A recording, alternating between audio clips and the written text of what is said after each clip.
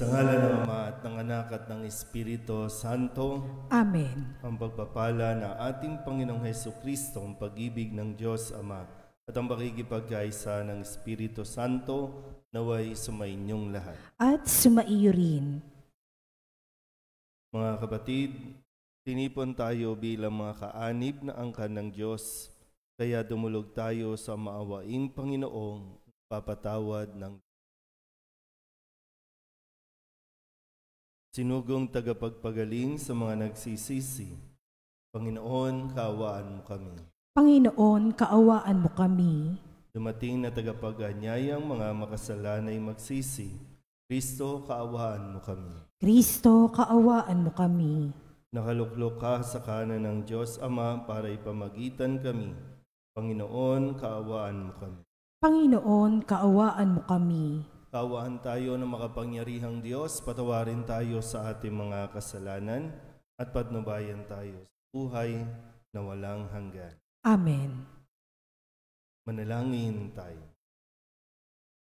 Ama naming makapangyarihan, maisaloob nawa naming palagian ang mga galing sa Espiritu ng kabanalan upang sa salita at gawa ay aming magampanan ang lahat ng iyong mga kinalulugdan sa pamamagitan ni Jesucristo kasama ng Espiritu Santo magpasawalang hanggan. Amen. Magsiupo po lahat.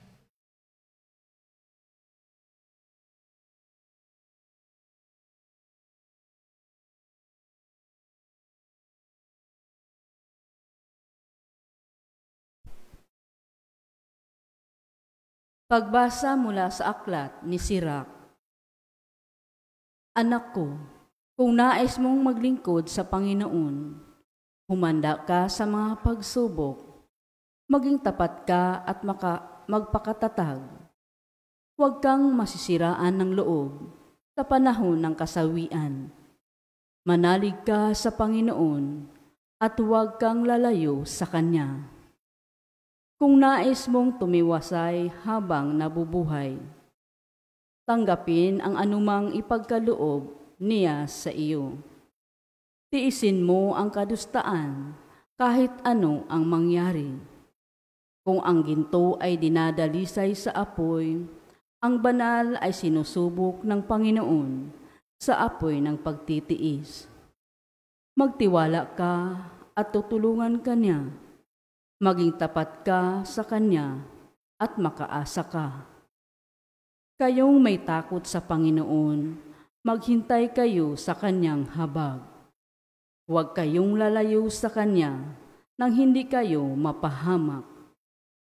Kayong may takot sa Panginoon, magtiwala kayo sa Kanya, at walang pagsalang tatanggap kayo ng gantimpala. Kayong lahat na may takot sa Panginoon, umasa kayo sa Kanya. Pagpapalain niya kayo, pasasaganain at paliligayahin magpakailanman. Tingnan ninyo ang nangyari sa ating mga ninuno. May nagtiwala ba sa Panginoon na nasiphayo? May nanatili bang naglilingkod sa Kanya na Kanyang pinabayaan?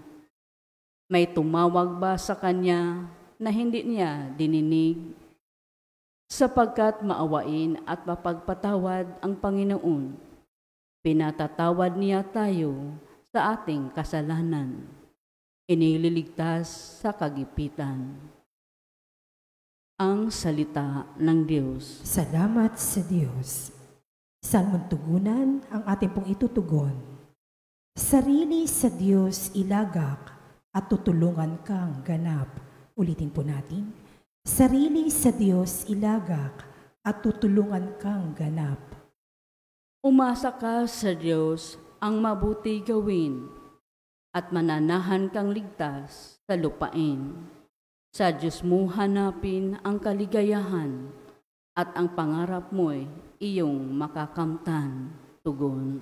Sarili sa Diyos ilagak at tutulungan kang ganap. Iingatan ng Diyos yaong masunurin. Ang lupang minanay di na babawiin. Kahit na sumapit ang paghihikahos, di mararanasan nila ang pagdahog. Tugon.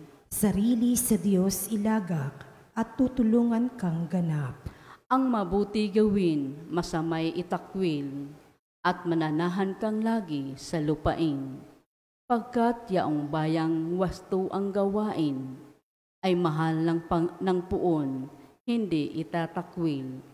Sila'y iingatan magpakailanman, ngunit ang masama ay ihihiwalay. Tugon. Sarili sa Diyos ilagak at tutulungan kang ganap. Ililigtas ng Diyos ang mga matuwid. Iingatan sila pag naliligalig. Ililigtas sila kanyang tutulungan. Laban sa masama, ipagsasanggalang. Sapagkat sa puon, nangungubling tunay. Tugon. Sarili sa Diyos ilagak at tutulungan kang ganap. Magsitayo po ang lahat.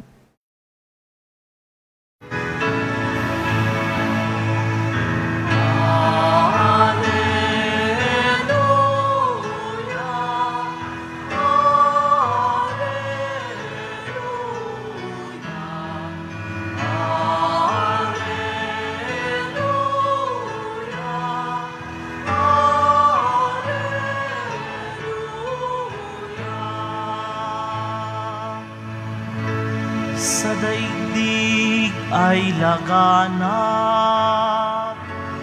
liwanag na sumisikat, salitang buhay ng lahat.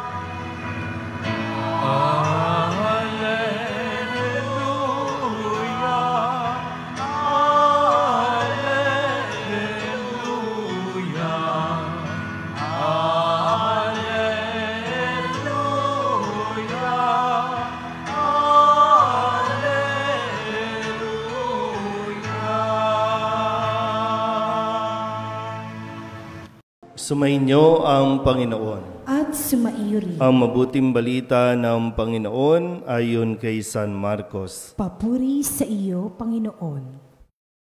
Noong panahong iyon, sina Jesus at ang kanyang mga alagad ay nagdaan ng Galilea. Ayaw ni Jesus na malaman ito ng mga tao sapagkat tinuturuan niya ang kanyang mga alagad. Sinabi niya, ang anak ng tao ay ipagkakanulo at papatayin, ngunit muling mabubuhay sa ikatlong araw. Hindi nila naunawaan ang sinabi niya, ngunit natatakot naman silang magtanong sa kanya. At dumating sila sa Capernaum. Nang sila'y nasa bahay na, tinanong ni Jesus ang kanyang mga alagad, "Ano ba ang pinagtatalunan ninyo sa daan?" Hindi sila kumibo, sapagkat ang pinagtatalunan nila'y kung sino sa kanila ang pinakadakila. Naupo si Jesus, tinawag ang 12 at sinabi, "Ang sino mang nagnanais maging una ay dapat maging huli sa lahat at maging lingkod ng lahat." Tinawag niya ang isang maliit na bata at pinatayo sa harapan nila. Pagkatapos, kinalong niya ito at sinabi, "Ang sino mang tumanggap sa isang maliit na batang tulad nito, alang-alang sa akin, ay tumatanggap sa akin. At sino mang tumatanggap sa akin, hindi ako kanyang tinatanggap, kundi ang nagsugo sa akin." Ang mabuting balita ng Panginoon. Pinupuri ka namin, Panginoong Hesukristo. Isang magandang umaga po sa inyong lahat. Sa panahong ito ba, kapag kinakausap ninyo ang inyong mga anak, lalo na yung maliliit, paano nyo sila minomotivate? Mag-aral sila ng mabuti. Bakit? Para saan? Para hindi sila apihin pagdating ng araw? Para hindi sila maghirap pagdating ng araw? Wala namang masama doon, no? Pero minsan, yung pag mamotivate natin o yung pag-push natin sa kanila, parang doon tayo kailangan mas tumutok. Kasi ngayon, parang ang daming tao ang gustong maging pinakamagaling. At pagbabalikan mo naman yan, nagmula yan sa kung paano sila minulat sa loob ng tahanan. Kailangan ikaw ang magaling. Kailangan ikaw ang angat sa lahat. Minsan yung paraan, no?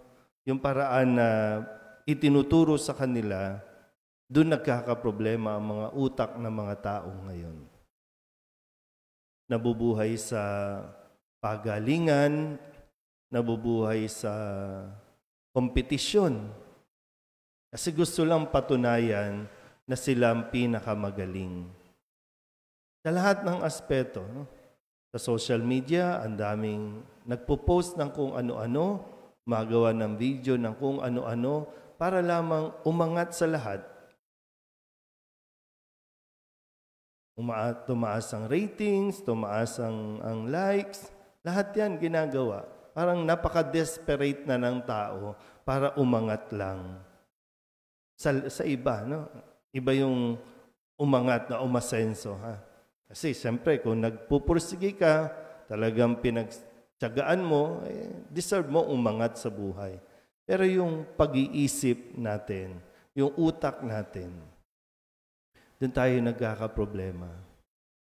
Nawawala yung ating parabang pakikipagkapwa-tao.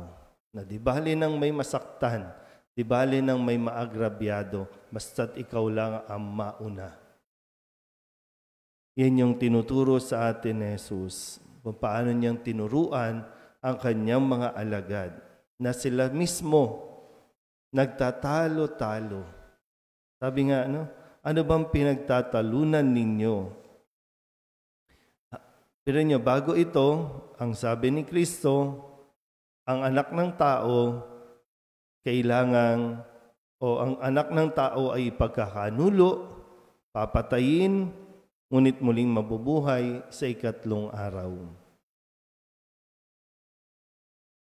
Tapos sila, nagtatalo-talo, sino ang pinakadakila sa kanila. Mga alagad na yan. Mga kasama na ni Kristo. Kasi nga, yung kultura, malaking impact yung nasa kanila na natutunan bago pa nila nakasama si Kristo, ibang aral, ibang pamamaraan. Pero ngayon, pinagtsatsagaan ni Jesus na sila ay turuan sa kung paano dapat mag-isip at kung ano ang pananaw.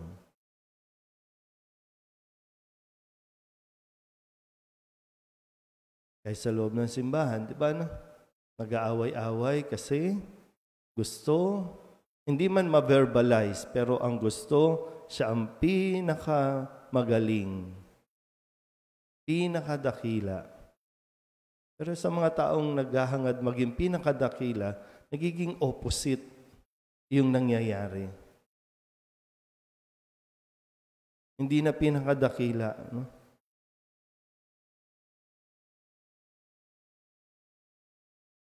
Tingnan natin, no? Kasi yung ipinamukha sa kanila na kailangan silang tumanggap ng isang bata. Ang isang bata noon, wala itong kwenta. Itinuturing nga yung bata, no? Kasi walang silbi pa sa lipunan yan. Sa gobyerno, wala pang silbi yan. Pero ito ang ipinamukha sa mga alagad. Kapag hindi nyo tinanggap o hindi kayo tumulad sa isang bata, katulad ng bata, hindi kayo mapapabilang sa kaharian ng langit. Walang, para sa lipunan noon, walang kwenta yung bata eh.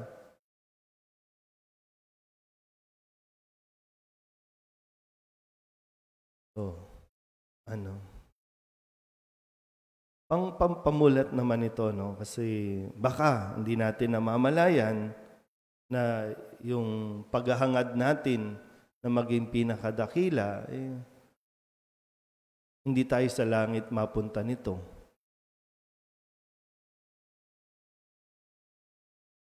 Sana mas mamulat tayo sa mga bagay na katulad ng ginawa ni Kristo, yung matutong magsakripisyo. Yung matutong sa pagsasakripisyo mo, naiaangat mo ang iba. Hindi yung ikaw lang, hindi yung sarili mo lang, kundi hinahangad din natin at nawa nakakatulong din tayong maiangat ang bawat isa. Amen?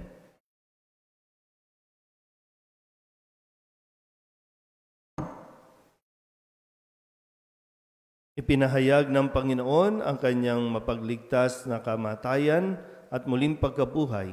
Sa pamamagitan niya ang mapagpakasakit na lingkod, dalhin natin ang ating mga petisyon sa Ama ng lahat ng habag. Ang ating pong itutugon, Panginoon, dinggin mo ang aming panalangin. Panginoon, dinggin mo ang aming panalangin.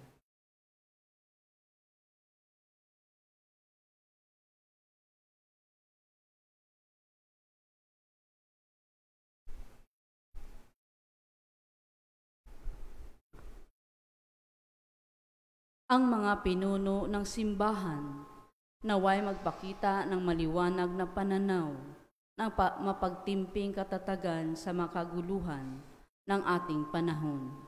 Manalangin tayo sa Panginoon. Panginoon, dinggin mo ang aming panalangin. Ang kapayapaan at pagkakaisa naway maghari sa lahat ng mga bansa at sa lahat ng tao sa mundo. Manalangin tayo sa Panginoon. Panginoon, dinggin mo ang aming panalangin. Atin nawang mapagtanto na hindi matatagpuan sa kapangyarihan at pagiging kagalang-galang ang tunay na kadakilaan, kundi makikita lamang ito sa paglilingkod sa kapwa. Manalangin tayo sa Panginoon. Panginoon, dinggin mo ang aming panalangin. Ang mga may sakit, naway maiugat ang kanilang pagdurusa sa mga paghihirap ni Jesus sa krus. Manalangin tayo sa Panginoon. Panginoon, dinggin mo ang aming panalangin. Ang mga nauna na sa ating mga yumao, naway tumanggap ng kapatawaran sa kanilang mga kasalanan. Manalangin tayo sa Panginoon. Panginoon, dinggin mo ang aming panalangin. Idulog din natin sa Panginoon ang ating mga personal na kahilingan at mga panalangin para sa ating mga pamilya, kasama mga kahilingan ng lahat ng mga nanonood sa online, lahat ng mga misang pasasalamat, special na intensyon, mga kaluluwa sa purgatorio, at ang mga taong patuloy na nahihirapan sa naranasang paglindol sa bansang Turkey at Syria.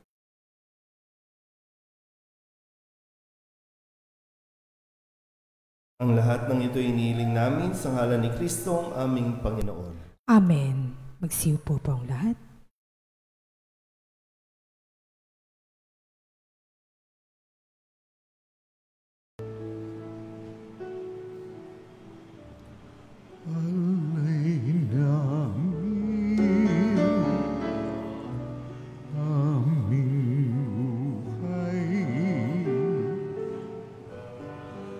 Bawat galak at lumbay, bawat pangarap naming taglay, sa palad mo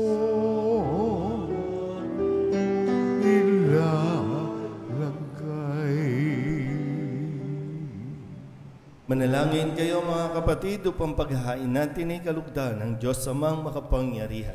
Tanggapin nawa ng Panginoon itong paghahain sa iyong mga kamay, sa kapurihan niya at karangalan sa ating kapakinabangan at sa buong sambayanan niyang banal. Ama naming lumikha, sa pagganap namin ng banal na pagdiriwang upang ikaw ngayoy aming paglingkuran, inihiling namin naway mapakinabangan ang aming inihahain sa iyong karangalan sa pamamagitan ni Jesucristo kasama ng Espiritu Santo, magpasawalang hanggan. Amen. Sumainyo ang Panginoon. At sumaiyo rin. Itaas sa Diyos ang inyong puso at diwa. Itinaas na namin sa Panginoon. Pasalamatan natin ang Panginoong ating Diyos. Marapat na siya ay pasalamatan. Ama naming makapangyarihan, tunay ngang marapat na ikaw ay aming pasalamatan.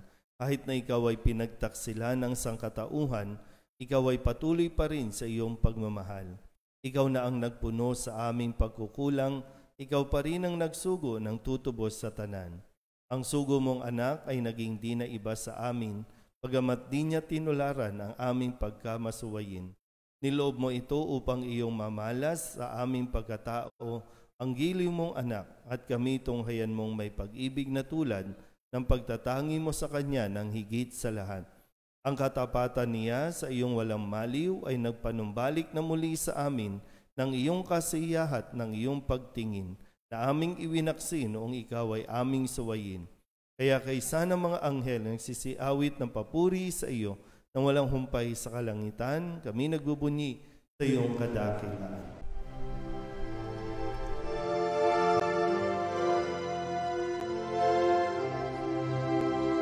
Santo, Santo, Santo, Panginoong Diyos makapangyarihan, napupuno ang langit at lupa ng kalwalhatian mo. Hosana sa kaitaasan, pinagpalang na paririto sa ngalan ng Panginoon. Hosana sa kaitaasan.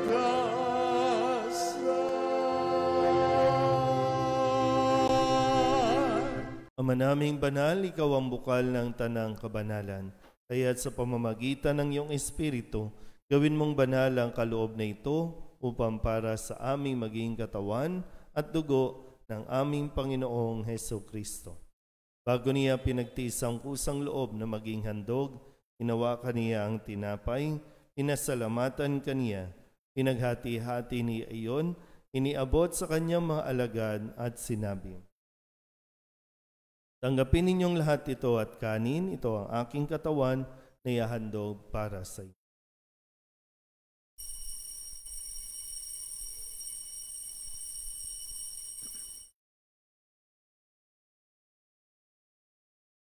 Hindi naman nang matapos ang hapunan, hinawakan niya ang kalis, muli kaniyang pinasalamatan. Iniabot niya ang kalis sa kanyang mga alagan at sinabi, "Tanggapin ninyong lahat ito at inumin. Ito ang kalis ng aking dugo, bago at walang hanggang tipan. Ang aking dugo na ibubuhos para sa inyo at para sa lahat, sa ikapagpapatawad ng mga kasalanan. Gawin ninyo ito sa pag-alaala sa akin."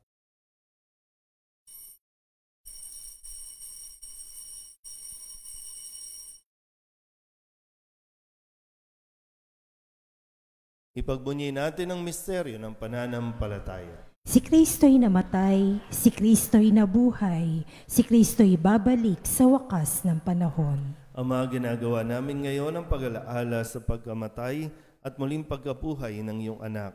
Kaya tiniaalay namin sa iyo ang tinapay na nagbibigay buhay at ang kalis na nagkakaloob ng kaligtasan. Kami napapasalamat dahil kami iyong minarapat na tumayo sa harap mo para maglingkod sa iyo.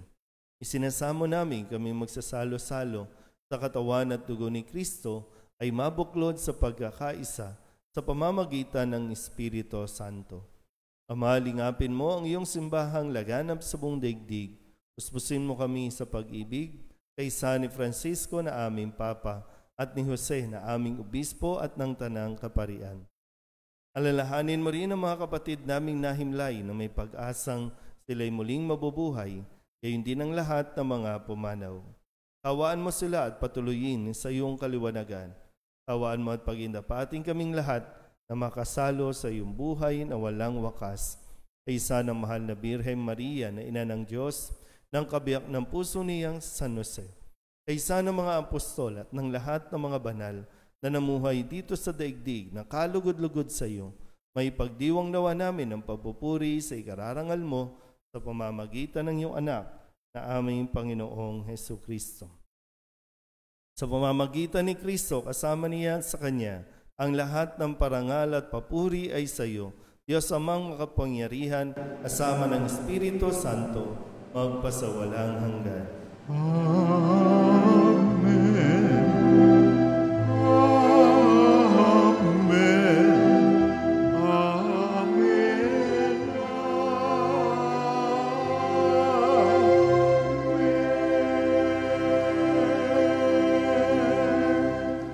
Buong kababaan loob tayong tumawag sa ating Panginoon ng Ama namin.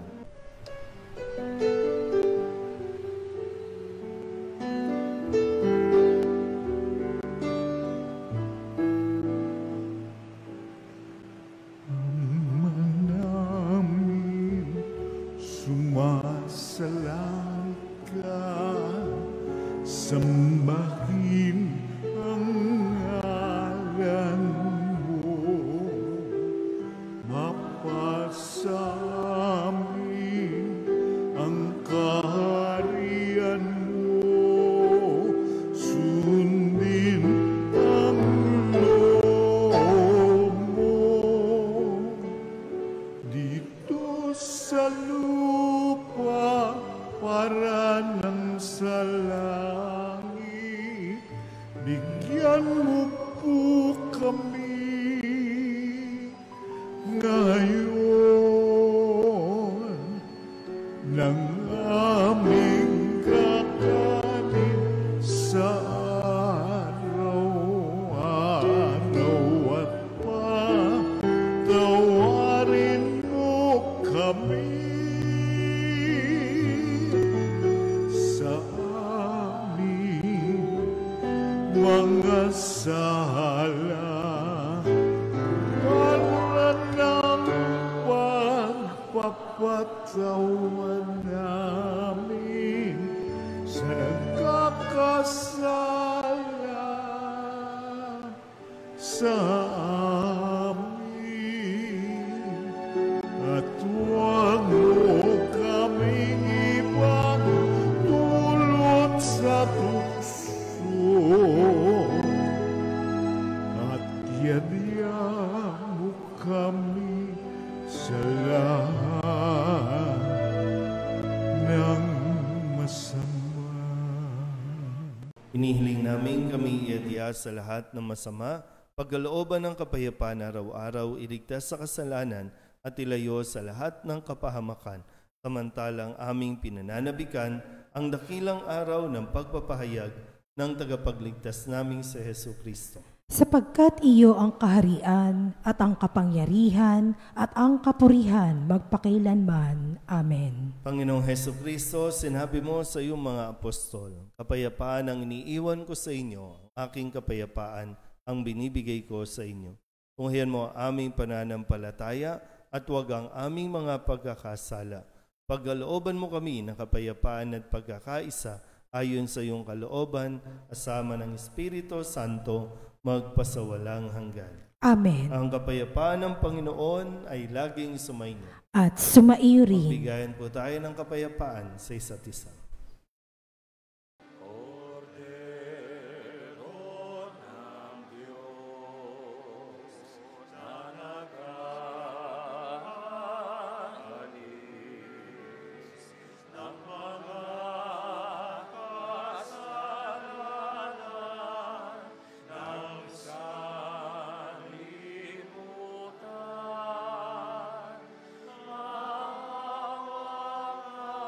Sa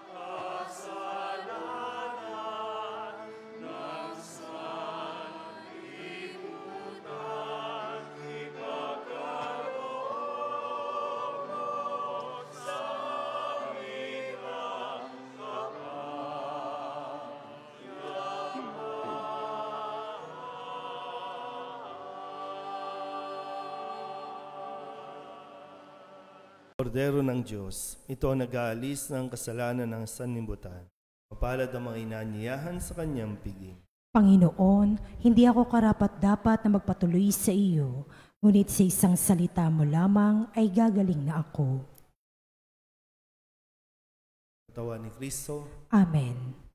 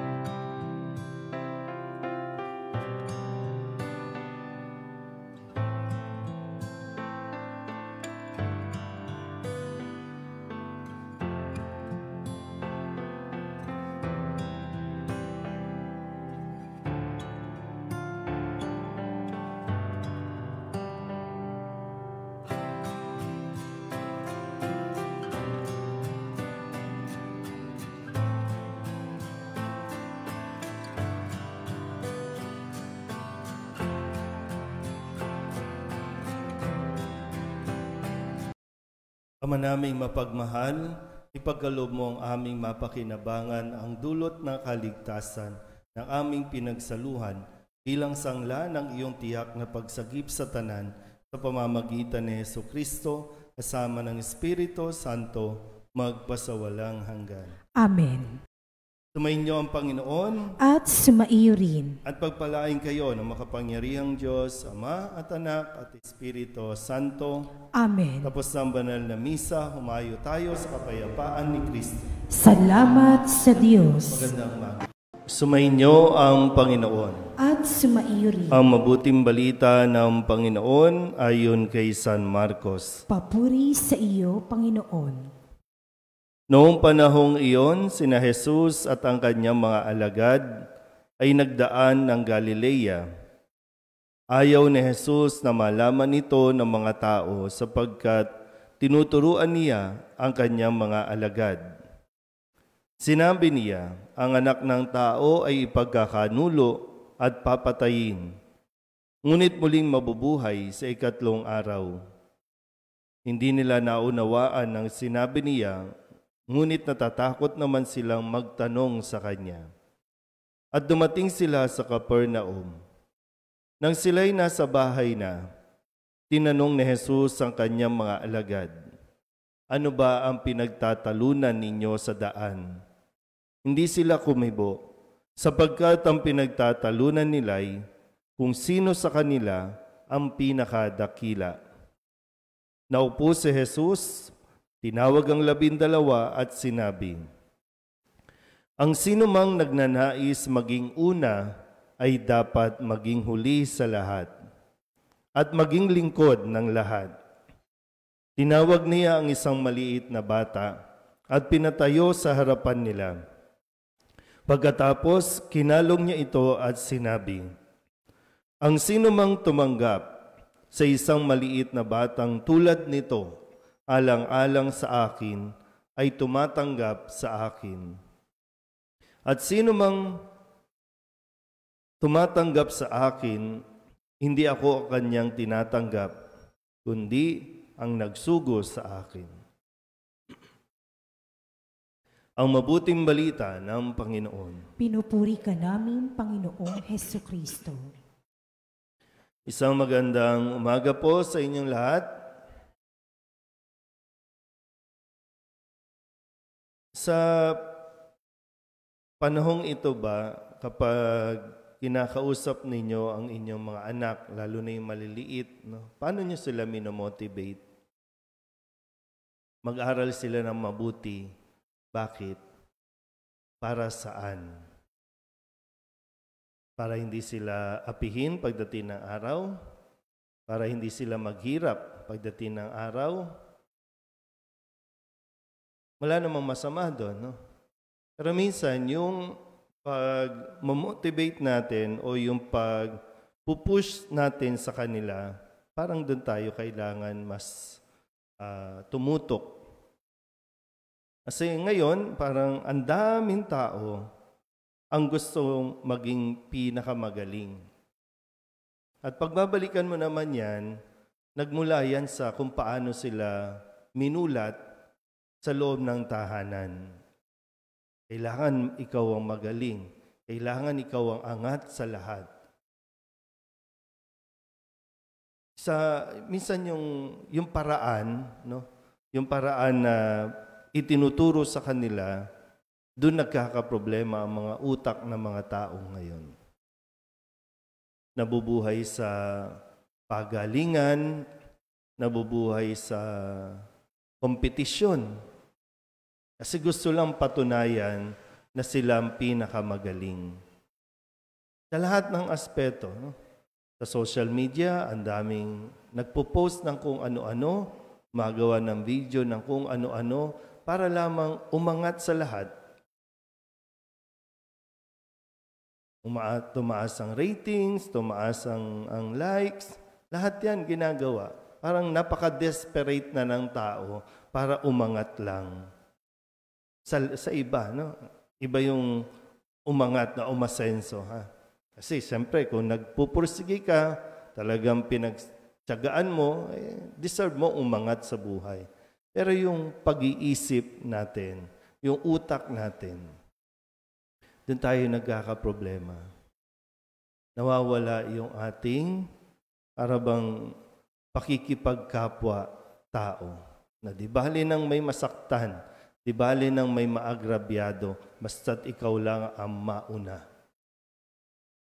Yan yung tinuturo sa atin ni Jesus. Kung paano niyang tinuruan ang kanyang mga alagad na sila mismo nagtatalo-talo. Sabi nga, ano bang pinagtatalunan ninyo? Pero nyo, bago ito, ang sabi ni Kristo, ang anak ng tao, ang anak ng tao ay pagkakanulo, papatayin, ngunit muling mabubuhay sa ikatlong araw.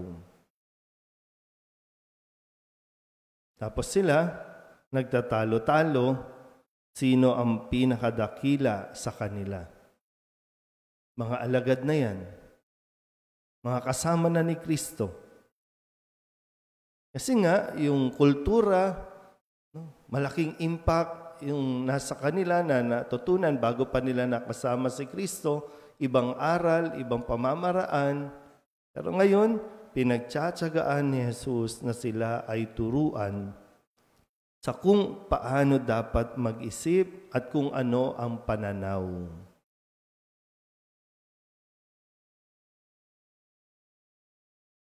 Kaya sa loob ng simbahan, di ba, nag-aaway-away kasi gusto, hindi man ma-verbalize, pero ang gusto, siya ang pinakamagaling, pinakadakila. Pero sa mga taong naghahangad maging pinakadakila, nagiging opposite yung nangyayari. Hindi na pinakadakila, no?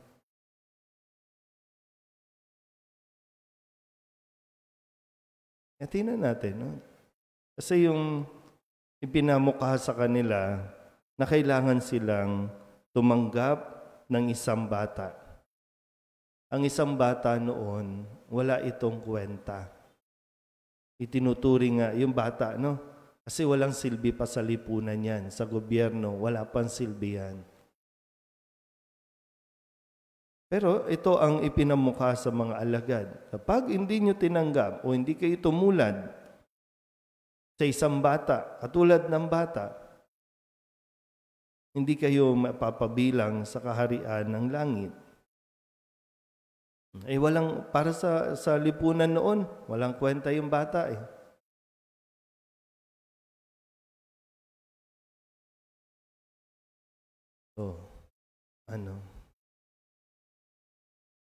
Pamulat naman ito, no? Kasi baka hindi natin namamalayan na yung paghahangad natin na maging pinakadakila, hindi tayo sa langit mapunta nito.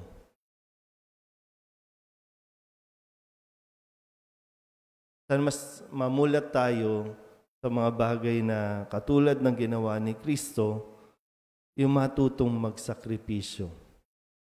Yung matutong sa pagsasakripisyo mo, naiaangat mo ang iba.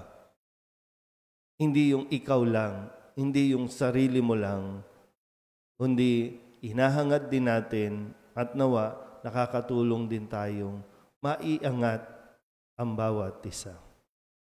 Amen?